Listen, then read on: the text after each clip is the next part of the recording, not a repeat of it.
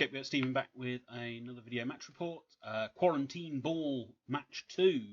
This is again me and my daughter playing. She is playing Veteran Boar Butchers on the left of the screen, and I am playing Corbelli Masons on the right of the screen. So we've just she wanted to try a different team. We actually filmed this before the Shepherds arrived. So whilst I was frantically assembling them, we did play this game the day before. So we are trying a Butchers lineup into Masons. My daughter usually plays Cooks, or they used to play Butchers. And she's never played Vet Boar, oddly enough. I think I've played with her Vet Boar model more than she has. So we'll see how this goes. I haven't played with Corbelli since he was errated. So let's see how this goes.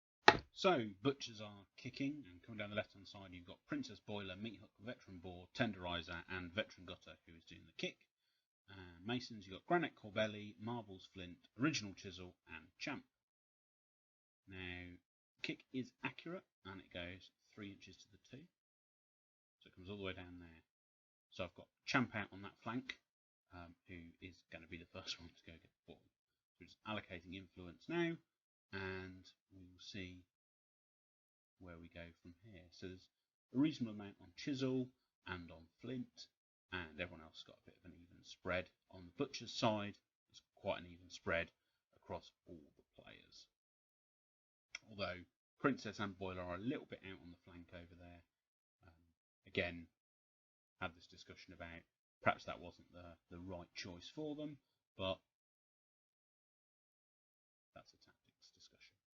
So, Champ is going to stamina jog to snap the ball, then normal jog and declare a pass. She's going to go there, so she's in cover. There is a making space move by Chisel, and Champ then passes to Chisel. Easy tap in over to Chisel, and will bank the momentum. So Gutter's decided she probably doesn't want to go into all of that, and sprints over into the cover in the centre of the pitch to try and draw people in. Again, perhaps could have been done the other side of the cover. Never mind. Corbelli's going to activate. It's going to dummy pass Granite, put Towering Presence up, and jog to engage Gutter. So Towering Presence is kind of like Harry the Hat's aura. It's like an easy momentum gain passing, and you can still do pass and move and all that jazz. So Princess is going to sprint. Granite's going to jog into cover and attack Gutter, scoring a momentous knockdown.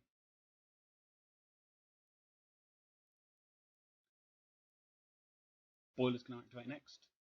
He's going to go for a long sprint and then throw an axe at Granite, which hits. Obviously puts a bleed condition on her. He then throws a marked target at Granite as well, in the off chance that Boar or anyone else can get to her. So Marbles is going to sprint to engage Gutter. Because Gutter's sat there on knockdown, we might as well throw a few more engagements on her. And off we go, Marbles. There he goes. And then we will go with Meathook. Meathook is going to tool up Boar and sprint. We're currently just checking Boar's threat range, and then I smack a piece of scenery around and put it back, hopefully roughly where it was before. We shall see. So Meathook puts tooled up on Boar and then sprints forward. Chisel's going to declare a pass. Flint does a making space move. The pass is successful, and then Flint dodges off the pass as well. So easily within goal threat range, and Chisel's going to jog to engage the knockdown Veteran Gutter. Going to heroic to Iron Fist herself. Then she's going to do Momentous 2 up to 3, followed by another attack, which is Momentous 2 up to 3, and wraps the Momentous 2 up to 3, and a final attack choosing Momentous 2 up to 3, leaving Gutter on 2. So Boar's going to go next, and he's actually a little bit out of range of anyone. So he's just going to sprint up and prep himself for next turn. But even the marked target on Granite, he would have been a tiny bit out. So he's just going to move to there. Flint's then going to charge Veteran Boar, who does choose the defensive stance. So there we go. I only get one success actually, quite badly. So I choose the Momentous Tackle Dodge, And then I buy where they go, move to tap in range, shoot with a bonus time, and score a screamer. So 4 points for the Masons. However, I do then take a bunch of damage as Tenderiser says, "Don't like you." So the ball kicks out and it gets snapped to Boar. Tenderiser will jog to Flint and smack him with his big hammer and score a non-momentous knockdown. Just again, a bit of setup for next turn, prevents him being a snapshot turret for anyone else at the start of the turn. And that's the end of turn 1. So that puts us at 0 momentum for the Butchers and 7 for the Masons. So I get a little bit worried here that Flint's just going to die horribly. So I put Raw Enthusiasm on him, and my opponent plays Sidestep. So I'm going first, so I get to pick 3 models. And you know what? Or up to 3 models, I should say. And you know what? I'm going to pick 3 models because it's funny. So I sidestep Granite, Corbelli, and Flint. Not Flint, sorry. Chisel. Granite, Corbelli, Chisel. So they're all surrounding Gutter a bit more. My opponent then chooses Veteran Boar, Boiler, and Meathook just to reposition, spreading out a little bit in prep of that scrum, knowing that Gutter's going to die. So Chisel does 1 attack on Gutter, straight up takes her out. 6 points now in favour of the Masons. She does a Momentous 2 and wraps to the Momentous 2. So she does a pretty good job on the takeout there, scoring me 3 momentum.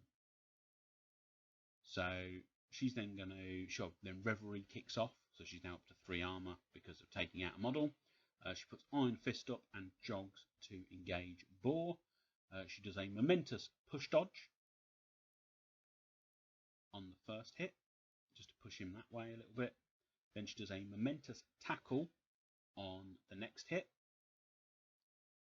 because it turns out she's actually pretty good at tackling the ball now. She then clears conditions on Flint by spending 2 momentum. She then declares a pass. Flint makes space, so he dodges backwards, so that he's still within tapping of the goal, also in range to be passed to by Chisel.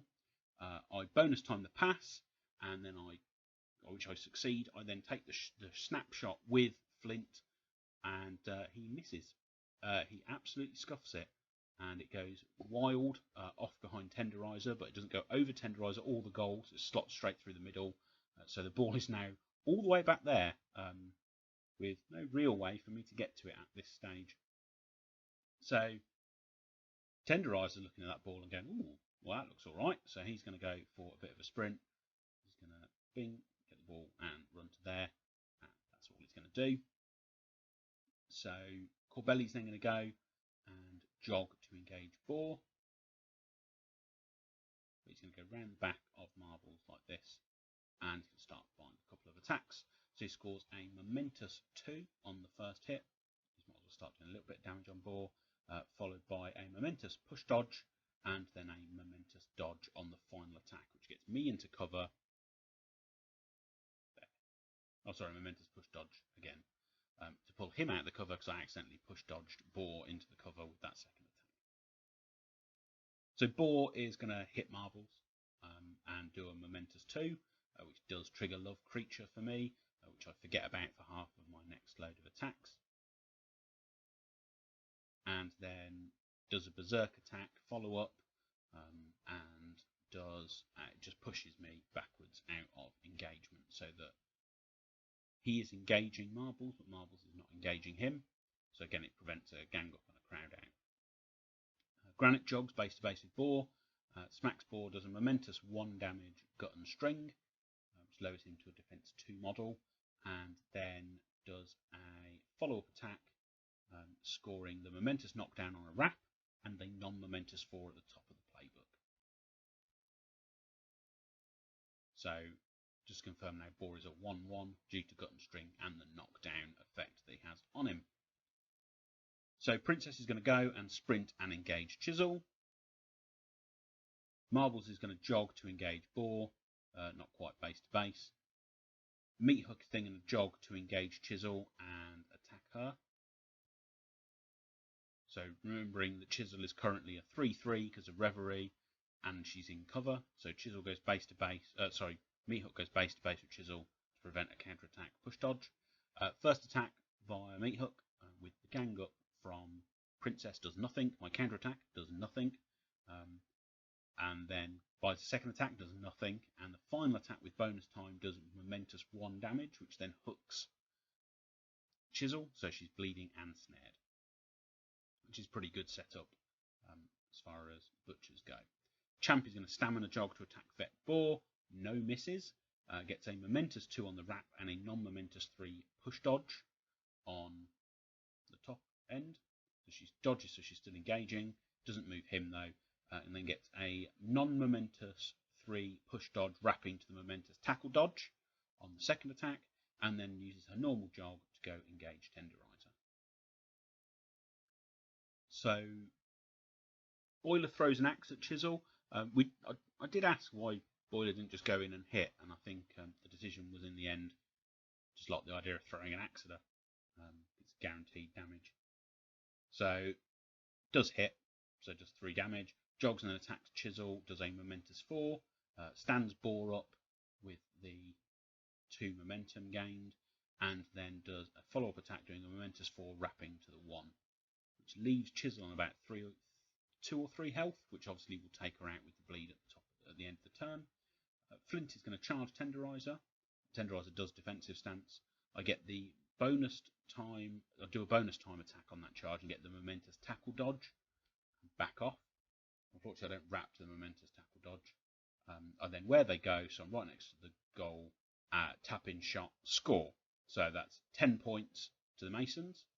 Chisel then dies to bleed, so it's 2-10 in favour of the Masons now, going into the start of turn 3.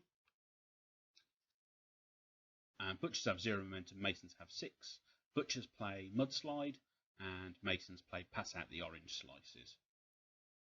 So the ball scatters right in front of Corbelli, who's just sort of eyeing that up, trying to decide, does he want to kill Boar, or does he want to go for a goal? He has only got the 2 gang ups on Boar at the moment, so the goal is probably the most smarter move. So Corbelli just throws an attack into Boar as the sort of opener, just to see where we go from here. He does manage to score a knockdown, so he hits the top end of his playbook. So in the end, I decide, why not? Let's try for the kill on Boar. So we then get a momentous double dodge, so we sort of nip forward, collect the ball, and come straight back because the ball is 2 inches away from Corbelli. So it's literally exactly where he needs it to be. I then buy an attack, get a non-momentous 3 wrapped to the momentous dodge, then a non-momentous 3 wrapped into the momentous double dodge, and then a final attack with bonus time, get a non-momentous 3 and a takeout, which takes out Boar. So it ends in 12-2 in favour of the Masons. So actually, leveraging Boar's low defensive stats meant I was still able to get through his arm. So very typical Masons, 2 goals, 2 takeouts. oChisel, really good, still really good. Flint, pretty good. Corbelli, again, as I said, first time I've played him since he was hit by the Nerf bat in the last errata. So he's still good, providing he can get the gang ups. And I think, I was a bit down on him at first because I think no one likes playing with their toys that have just been reduced in power, and he's still got it. He does what he needs to do still. In hindsight, I probably didn't take the dodge on that attack towards the end. I could have used my legendary, which I forgot about completely. But is what it is. Thanks for watching. As always, stay safe and wash your hands.